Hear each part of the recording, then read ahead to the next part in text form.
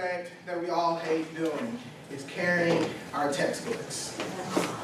Textbooks are a hassle in our backpacks. Our shoulders start hurt, the pages start ripping out, they get old, they're out of date, they're worn out, keep buying new ones. And it comes down to that we all should go virtual. Everything should be made into a digital library. We should all see that how our textbooks should be replaced by notebook computers. As we start off, we see that the price of textbooks is starting to increase rapidly in the U.S. As stated by ABC News, that how students using their laptops and iPads cost money, of course, but so do textbooks. Some can run a couple of $100s each, and because there's so much free education online, material online, that it's possible that we have the lower cost of everything. So we make a digital library. If you look at the prices of buying, like for instance, if we're all taking a full load of classes, we're paying probably roughly $200 a book. Most of that money can go into an iPad, and you can basically rent or buy your textbooks digitally at a lower price. That gives you the opportunity to do everything digitally and keep moving forward within your education.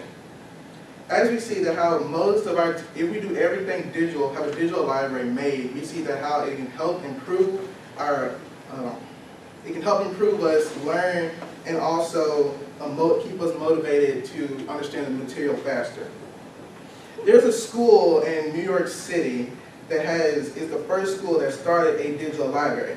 The name of the school is Archbishop Stefanik High School in White Plains, New York City. And how they state that how that backpacks is going to be much lighter this year, as in that how we become the first high school in the country to drop all textbooks like dead weight and replace them with a digital library. As every student gains an iPad funded by the school, because all the extra money that is supported by the school, they take to it and use it to give every student an iPad to start their own digital library. And then as you see that there are kids, even from middle school to now, I don't know about first grade, but I know for a fact you get a kid. So you get a kid an iPad in kindergarten, I don't think that's going to work right. But starting from middle school up to college, giving students technology to learn, if they're so quick to pull out their cell phones and check Facebook and Instagram and Twitter and everything else, then you might as well give them technology to study with. If they're quick to pull out their cell phone in class when the teacher said you can listen to music, then why not, they could be quick to pull out, their computers or something and be able to learn faster, as then there's programs where teachers can send information straight to every computer in the classroom to make it more easier for students to get their information. As we see now, that how it's the future of technology, that now later on, if we keep trying to print and use textbooks more, as printing every single page, they're getting outdated every year, we can build a system to keep everything currently updated in our digital library and keep moving forward. So as we all see here, that how price of textbooks are increasing rapidly, and then how they are helping us learn better within our material, and that is the future of technology, then we can all become better within our studies and hopefully build a better library system. Thank you. Well, we'll start with this. We'll start over at Lillian, and then we'll move from row to row. So, Lillian? You said something about the iPad being like, we're spending $200 on textbooks because you put that into like an iPad and Right. we get the books. Okay, so that would be like $200 for the iPad, but how much would the books be? Would they be 50 each, 30 each? Necessarily, there's some systems that you really don't have to buy the books, because as in schools are being nonprofit organizations, that they'll have a system in place for all your textbooks that you already put onto that system before they distribute your iPad. Now you can get your own iPad and still use it, but there are most schools using their extra funds instead of buying all the extra books to fund iPads for every student. So would they be like rented for the student and customized to your classes and your books? Yes. All right. Since it's all electronical, or going to be, what happens if, say, an EMP bomb distract over you. What would happen to it? You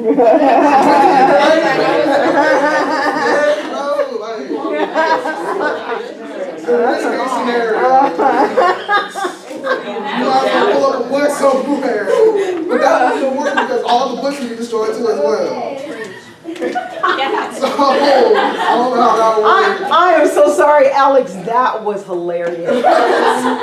I love that, I love that.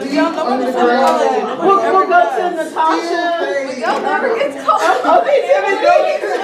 We'll talk to Alex later about that. We'll go to Natasha. Laugh. Okay. So when you go to our schools, what are these new? Okay, shh, so we can hear. Do you think there should be, would there be restrictions on what the children can do with those devices? Because, you know, there's Facebook and Instagram and all those on there. Should there be restrictions put onto those devices so that can be looking just at the school matter instead of being distracted by social media? I totally agree with that. As me personally working in a school district and how the campus I'm working at, every student is funded with a Chromebook. And you know, as being the IT person at the district, everything is monitored and restricted, that they cannot access anything but what's necessary for school, any website, all of it. Sometimes, you know, they can try to hack their way through, but it won't work. Okay, let's go to Shay. Okay, so when you say you want to go all electronic, are you getting rid of the option for hardbook textbooks? Because some people, like me, I get really distracted with electronics, and I kind of work better with regular textbooks, even though I hate the cost. It's like terrible. But like, do we still have the option though? Yes, you'll still have the option, but just majority at a time. It's probably a 75 to 25% ratio that there's a lot of people that might do electronic and hardbook textbooks. Okay. So in this row, Elisa or Alani, do you have any questions for Timothy? Okay, we'll go to this row here. So with Miguel. I don't know who, I don't know. Okay, if it's gonna be digitally for everybody, as in every student has one, wouldn't it be a problem if there was a hacker in there? Because our school, I think when I was a junior and senior, they got hacked by a student inside of the school, so the systems were down, yeah. I don't know. But, wouldn't you think that would be a problem if they just like do something to the system overall of what actually controls all the iPads for every student? Right. And like, So it's not an EMP, but that's what I was thinking exactly like Miguel.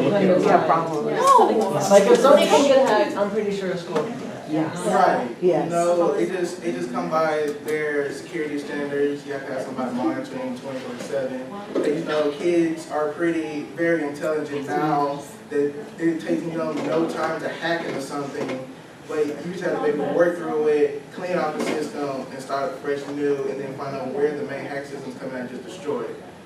You know, it sounds pretty simple, but it's really not. When I had to sit there and change passwords and codes 24/7 when kids might hack into the Wi-Fi and all this other stuff. So Can you tell who it is though? Like if it's yes, I can actually tell by the IP address and their be server network to determine which computer is coming from and which student is logged into their certain computer. Wow. This is Okay, never mind. translated. And we have other questions? I have no idea who had their hands Just go, up. Isaac, I'm done. So I do agree with you on those points, but to implement this digital version of education, wouldn't that cost a lot of money?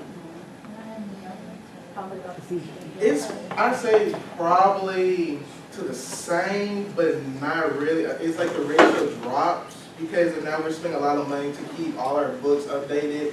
Everything's coming in new, you know, and basically saying you can put everything into one at a cheaper price. So you're saying it would be cost effective? Right. So we have It'd be easier to update the digital and find new textbooks every day. Right, like phones are updating currently, computer, software, everything else, so you know, Well, if the startup cost would be a little expensive, but it would drop off. Right. Timothy, I have two questions. One, it wasn't the EMP issue, but here at Lone Star just this week, the system has dropped about 5 times Yes. during, yes. And if you were on a electronic computer, or that's the textbooks, then that would just really cause a problem in the classroom. And then the other point that I have to make is that what students don't realize is a lot of money and a lot of the things here, around here at school that you receive, it actually comes because you buy the textbooks and they give us money back from what you purchase. So there are new carpet, new chairs that we buy because of Follets, and then they also have individuals that they give jobs to. So it would cause a real big ripple effect for textbook companies because they would go out of business. And you know, that's a true statement, but also that how, even though I say textbook companies can still make their books as well, but it's seeming how that we spend roughly about $1 million close towards in all schools district. You put all schools together, it's roughly about $1 million worth in textbooks being updated every year for students to use. And especially when it comes down to a college student to the new book every semester. Yeah. And you know, I know for a fact that how I use some of my online books, you know, I can store them on my computer without having to get into the internet later. Because I know for a fact that the school district, if the networks keep dropping, I can just pull it up instantly without having to connect. Oh, okay.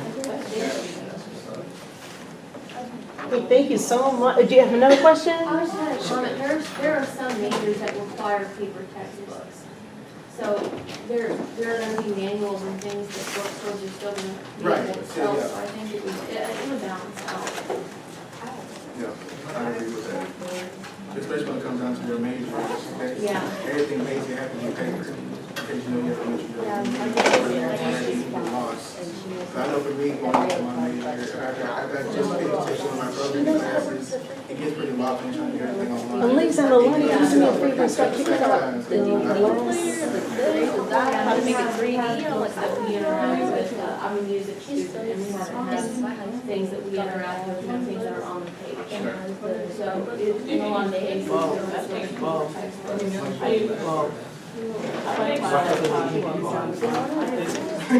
think it eventually saves money.